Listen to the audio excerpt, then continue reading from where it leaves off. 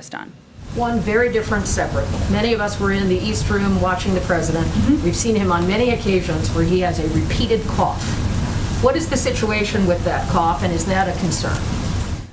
It's not a concern. We have a doctor who travels with him, obviously, who checks in if it is ever warranted, and certainly that continues to be the case, as it has been since the beginning of his presidency.